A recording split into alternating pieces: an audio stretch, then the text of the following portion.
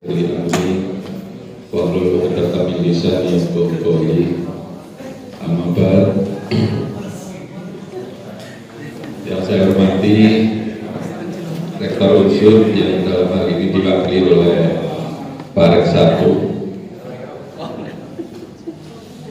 Ketua ISNU Kabupaten Banyumas, serta para peserta Muskercap ke-1 yang berbahagia. Sudah banyak disampaikan, malah nanti kalau terlalu banyak peserta Musker ini malah bingung. Sudah ada berapa tadi yang maju, mulai dari Wakil DPR sudah menyampaikan panjang lebar, lomba pidato, kemudian Ketua ISNU sendiri, kemudian Ketua PJNU, dan di dalam daftar acara itu Rois Surya itu bagiannya mau itu itu nasihat. Ada beberapa hal yang perlu saya sampaikan Bapak-bapak, Ibu-ibu, terutama di teman-teman ISNU ya. Pertama yang ingat dulu, ada beberapa teman ISNU yang mungkin agak kurang tepat dalam penyebutan istilah-istilah, termasuk pada waktu pelantikan itu. Karena itu nanti ini biar nanti dilihat itu nggak terjadi kekeliruan lagi. Jadi di NU itu kan ada 3 struktur. Pertama itu mustasyar, itu yang sebenarnya bagian dari mau'izah. Di bawahnya ada surya, itu yang biasanya dalam sebuah acara tugasnya adalah pengarah, sambutan pengarah. Dan yang ketiga adalah tadbiyah, itu bagian dari memberikan amanah. Lah, di dalam ADART itu disebutkan surya itu adalah pimpinan tertinggi NU, sedangkan tadbiyah itu adalah pelaksana.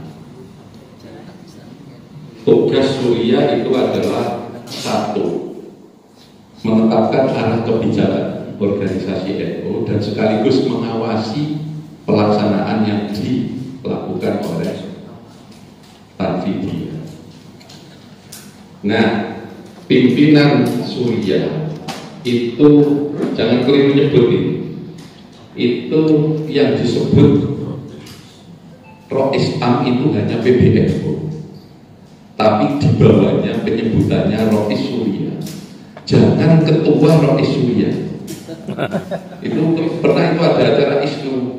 Selanjutnya adalah ketua Rois Surya. Saya pernah di Rois apa pala? Keliru itu. Nah, kalau yang tadbiyah itu yang disebut ketua umum itu hanya PBNU, ketua umum. Tapi di bawahnya namanya ketua POM. Bisa juga disebut ketua tadbiyah, tapi sudah menjadi kebiasaan ketua PJNU, ketua PBNU. Ini. Saya sebelum periode ini itu jadi katib. Ini juga ada yang keliru menyebut khotib. Kita makanan nih. Pidato. Ada itu. Sambutan selanjutnya adalah oleh khotib Surya.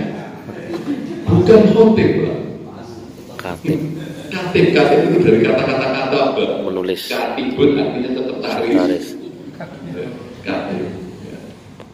Sekarang saya menjadi wakil rois. Beliau kan tingkatannya naik. Kalau wakil rois itu sudah tingkatan sahabat. Ya. Sahabat ISNU. Ini guyonan dulu. Yang kedua, masalah teknis ini.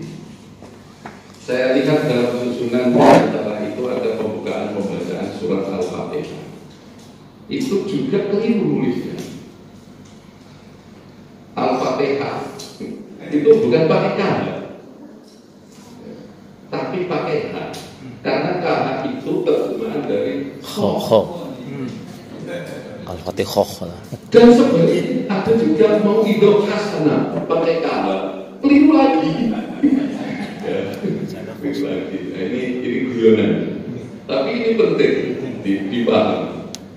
Oke, ini yang pertama. Yang kedua, bapak-bapak, ibu-ibu yang saya hormati, di struktur NU itu di dalamnya ada namanya lembaga dan badan.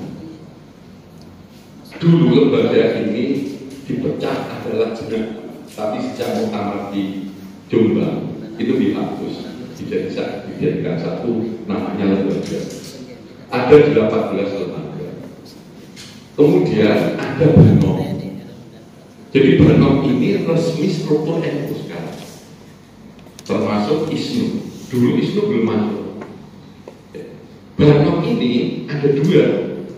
Ada Banom yang berbasis umur dan golongan, ada Banom yang berbasis profesi dan kekhususan. Nah, ISNU itu ada di Banom yang berbasis profesi. Kalau yang berbasis umur dan kelompok masyarakat itu ada PMII, ada Ansor Muslimah, IPNU, IPPN, dan sebagainya. Tapi yang berbasis profesi itu ada ISNU, ada Pergunu, ada Sabuni, jadi profesi-profesi. Nah, apa perlunya ini saya sampaikan? Tadi menguatkan apa yang disampaikan oleh Bu Siti Mukarramah. Program ISNU ini, jadi saya nyambut di sini Pak. Kemarin sudah dilapatkan apa yang harus saya sampaikan di ISNU.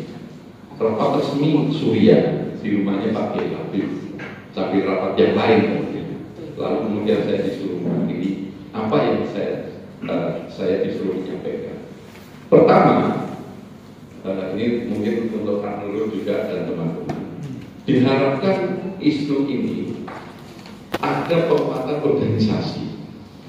Penguatan organisasi itu satu, ada mungkin nanti juga cepat membentuk organisasi-organisasi di tingkat kecamatan, dilengkapi, syukur kalau semua kecamatan ada. Yang nomor dua adalah pendataan anggota sekaligus mapping SDM. Jadi ISNU itu saya punya sarjana pertanian berapa, sarjana hukum berapa. Ini kaitannya dengan organisasi. Nah, ini penting bapak-bapak, ibu-ibu yang saya hormati, karena nanti diharapkan aset yang dimiliki oleh ISNU itu ketika kemudian diaksenkan melalui program kerja, tadi betul yang disampaikan oleh Bu Siti Mukarramah, program kerjanya monggo dibentuk program kerja, tapi dalam pelaksanaannya jangan sampai tidak menggait lembaga-lembaga yang terkait dengan ISNU. Ini tadi saya melihat komisi-komisi ya, saya catat misalkan ini di ISNU kan ada sejarah sarjana pendidikan. Maka ketika melaksanakan program pendidikan ini sudah barang tentu bagaimana bisa menggait LP Ma'arif. Kemudian kaitannya dengan kegiatan yang dilaksanakan kaitannya bidang ekonomi. Ini juga ada lembaga pemberdayaan ekonomi. Maksudnya mereka diajak biar ada integrasi dan kolaborasi. Kemudian kaitannya dengan pertanian. Ini ada lembaga pengembangan pertanian Nahdlatul Ulama LPPNU. Ketika ada kegiatan yang digawangi oleh para sarjana itu, mereka diajak LPPNU. Kemudian ada juga saya lihat komisi A, ada komisi Diklat dan SDM. Itu Lapesda diajak. Karena kita punya Lapesda, ya, diajak. Kemudian kaitannya dengan yang sarjana hukum ada LBH. Jadi di NU ada lembaga bantuan hukum. Maka ketika ada kaitannya dengan kegiatan kaitannya dengan kehukuman yang digawangi oleh teman-teman sarjana hukum, ya LKBH NU diajak. Kemudian ada juga tentang kemaslahatan keluarga, lembaga kesejahteraan dan kemaslahatan warga Nahdlatul Ulama. Ini bisa jadi juga para dokter mungkin melakukan kegiatan, misalkan pengobatan massal, itu diharapkan KKKM pun diajak. Kemudian kaitannya dengan, ini mitra lagi, Pergunu. Pergunu ini anggotanya sangat luar biasa. Seluruh guru-guru NU yang ada di Kabupaten Banyumas, ketuanya itu Bapak Supaat Punce. Ya. Ini kalau mereka diajak untuk melakukan program apa, menjadikan partner, saya pikir mereka di situ manfaat isu. Jadi intinya yang ingin disampaikan oleh PCNU adalah bagaimana isu ini menjadi supporting ide, gagasan, lalu kemudian actionnya nanti pelaksanaannya kolaborasi dengan lembaga-lembaga yang ada di NU. Bapak-bapak, ibu-ibu yang saya hormati, itu kaitannya dengan arah kebijakan. Yang kedua, saya akan menyampaikan fungsi yang mau hijau tadi. Pengajian sebentar saja. Begini Pak, saya ini kan pondok lama. Saya itu waktu mondok ke almarhum Mbak Kiai Maksud, dulu roh Islam PBN. Saya masih ingat saat begitu diantar oleh orang tua saya, disuarkan kepada Mbak Maksud itu. Mbak Maksud bilang begini, ya wis Cung, manggilnya pada saat itu Cung, kowe sing ikhlas, niat sing apik modal tinggi. Hanya itu pesan. Ya. Nah, kemudian suatu saat saya mendapatkan pelajaran, saya masih ingat pelajaran Qawaid Dunia. Di situ ada hadis innamal a'malu binniyat. Hadis ini hadis sahih, hampir semua kitab kutub sittah, kitab hadis yang benar itu hadis ini diletakkan pertama. Karena menurut penelitian ulama, kesuksesan umat Islam adalah tergantung hadis ini. Dan hadis ini ada dulunya ketika diucapkan oleh Rasul pada waktu hijrah dari Mekah ke Madinah. Apa itu? Jadi kalau kita sudah menyediakan diri untuk berorganisasi, maka yang paling penting ditata adalah niat kita. Niat kita. Jangan sampai niat kita itu berorganisasi ini salah, nanti nggak dapat apa-apa. Karena niat inilah yang menyebabkan kita sukses dan sekaligus bermanfaat. Dan yang perlu diketahui, saya lama berorganisasi. Paling tidak kita berorganisasi itu bukan 4 hal dulu. Pertama yang jelas kita korban waktu.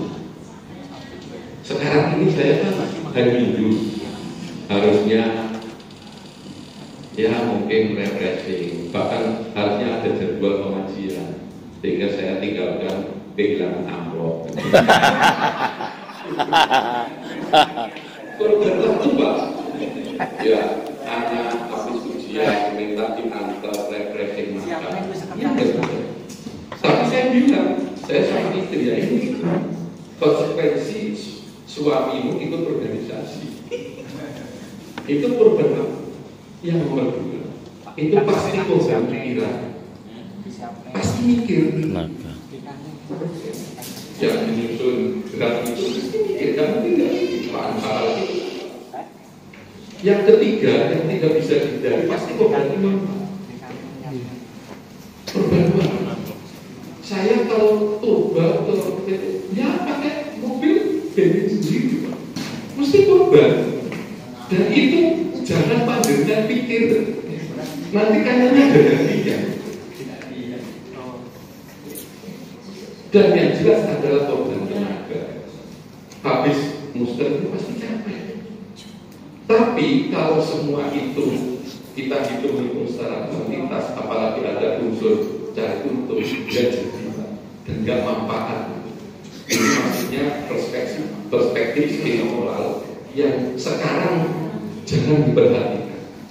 Jadi memang kita itu apalagi NU yang organisasi sosial keagamaan, ya kita memang harus ikhlas. Karena itu NU menggunakan bahasa masa hikmah. Hikmah itu dari kata-kata kodama, maksudnya mengabdikan. Tidak pakai periode, Pak. Dan itu pernah dibahas. Itu sudah istilahnya bahasa Asari pakai kata-kata masa. Berkhidmat. Karena kita berorganisasi bukan untuk apa-apa, tapi untuk berkhidmat kepada umat. Saya sampai sekarang, yaitu yang baru saja turun profesional di bukan itu saya merasa ada hal di luar itu, Pak. Yaitu mungkin karena balasan dari ya Ikhlas lah. apa itu tadi? Pokoknya anu lah, psikolog lah. Insya Allah betul. Dan kita beruntung punya wadah ekonomis. Karena disitulah kita bisa mengabdikan diri, mengaktualisasikan. Banyak sekali orang yang ingin berbuat baik tapi tidak punya wadah. Dan kita itu luar biasa punya wadah. Setiap hari kita bisa beramal melalui organisasi. Kakek no. Luar biasa. Kakek wadah. Kumpul begini sih masalah tertawa jadi Giliran, digilir. tidak juga ada makanan yang berbeda dengan yang di rumah. Seneng banget. Seneng. Itu jadi mari kita berorganisasi dengan niat yang bagus. Insya Allah akan ada balasannya. Dan sekaligus kita happy berbagi. Dengan demikian tidak ada yang jelas di hadapan kita. Demikian mau itu dan juga apa tadi amanat pengarahan yang saya sampaikan. Sekali lagi saya mewakili Rois Surya yang sekarang ada undangan di PWNU Semarang, mengucapkan terima kasih dan selamat. Mudah-mudahan Muskercap ini nanti menghasilkan program yang bermanfaat untuk umat. Wassalamualaikum warahmatullahi wabarakatuh. Waalaikumsalam warahmatullahi wabarakatuh.